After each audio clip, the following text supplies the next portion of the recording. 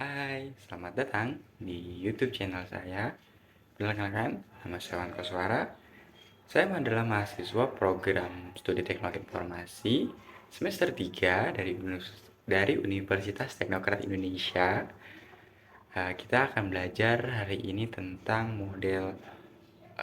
konsep konsep model OSI ya guys, atau Open System Interconnection, yang merupakan bagian dari mata kuliah routing switching. Nah, daripada lama-lama, yuk kita simak materinya. Gas.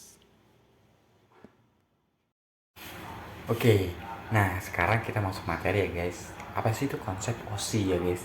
Model OSI atau Open System Interconnection adalah sebuah konsep yang digunakan untuk menggambarkan struktur dan fungsi komunikasi untuk komunikasi komputer dalam jaringan. Model ini terdiri dari 7 lapisan yang saling terhubung dan bekerja sama. Oke, aku akan menjelaskan satu persatu dari setiap lapisannya. Oke guys, lanjut.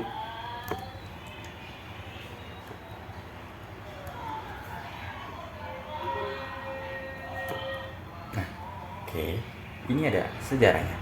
Sejarah dari OSI adalah sebuah model referensi yang digunakan dalam jaringan komputer untuk menggambarkan bagaimana komunikasi antar sistem dapat dilakukan. Model ini dikembangkan oleh International Organization for Standardization of ISO pada tahun 1984. Sorry ya guys, agak ramai di luar ya, tapi nggak apa-apa. Nah, jadi itu adalah salah satu sejarahnya guys ya. Jadi model ini dikembangkan oleh International Organization Standardization, itulah pokoknya, pada tahun 1984 ya. Oke, kita lanjut ke pembahasan dari setiap lapisannya guys ya. Oke, nah lapisan pertama itu adalah fisik. Ada koneksi hardware. Nah, lapisan fisik bertanggung jawab untuk mengatur kondisi hardware seperti kabel, konektor, dan pengiriman bit data. Nah, ada juga pengiriman sinyal. Sinyal fisik dikirim melalui media transmisi seperti kabel tembaga, serat optik, atau gelombang radio. Nah, itu dari secara pengiriman ya guys. Nah, itu ada tipenya juga.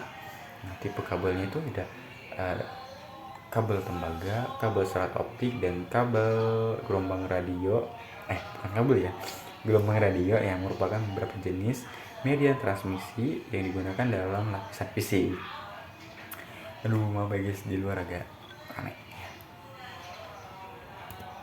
Oke, itu udah lapisan kedua, yaitu lapisan penghubung data. Nah, yang pertama ada paket ke frame, yaitu lapisan ini menghubungkan paket dari data lapisan jaringan menjadi frame untuk pengiriman melalui media transmisi. Nah, yang kedua adalah penanganan konflik atau lapisan penghubung data mengelola konflik saat dua perangkat ingin mengakses media transmisi secara bersamaan. Nah, yang terakhir, yang ketiga, pengontrol kesalahan nih. Dengan menambahkan informasi mengontrol kesalahan, lapisan ini memastikan pengiriman data secara akurat dan terkendali. Nah, lapisan penghubung data ini ya guys, jadi dia tuh penanganan konflik biar saling mengakses transmisi secara bersamaan, terus mengontrol kesalahan juga biar lapisan ini memastikan pengiriman data ini secara akurat dan terkendali gitu guys. Nah, lanjut guys. Nah, lapisan yang ketiga itu lapisan jaringan. Nah, yang di sini ada routing. Lapisan jaringan menentukan jalur terbaik untuk mengirim data dari satu jaringan ke jaringan lain nih.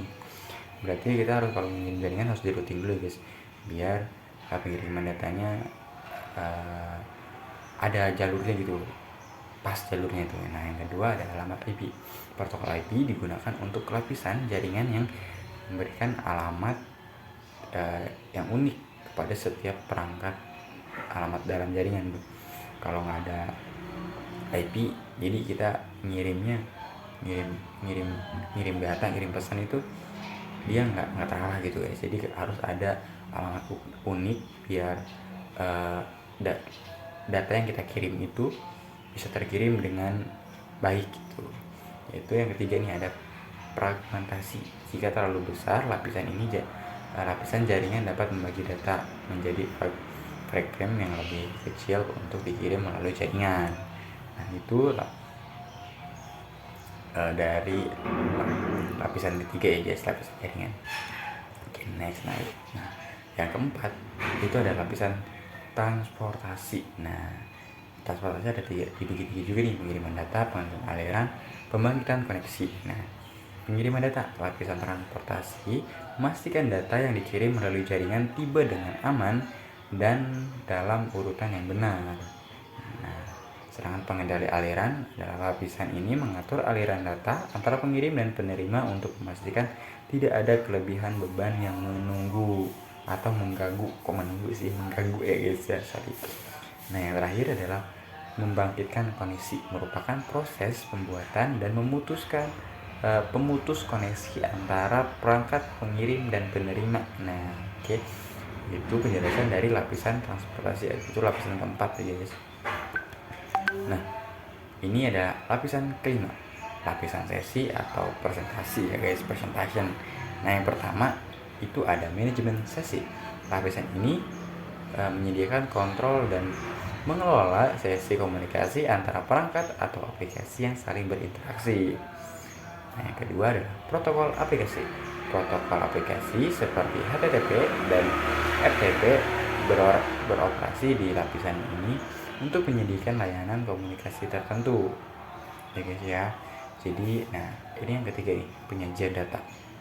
Lapisan ini bertanggung jawab untuk mengubah data menjadi format yang dapat dimengerti oleh penerima seperti transkripsi dan konversi data.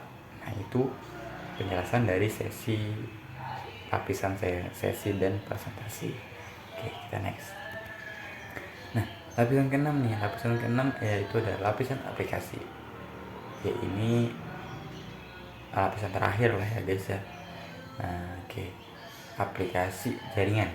Lapisan aplikasi menyediakan berbagai layanan dan aplikasi yang memungkinkan pengguna jaringan seperti email, web browsing, dan transfer file.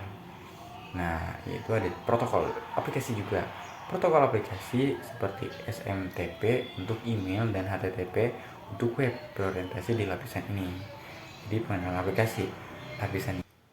Nah, demikian pembahasan mengenai konsep model tentang OSI guys. Jadi di video kali ini ya guys. Nah, terima kasih sudah menonton video ini. Jangan lupa like, comment, and subscribe ya guys. Dan nyalain loncengnya biar update terus tentang mata kuliah selanjutnya. Oke, bye bye.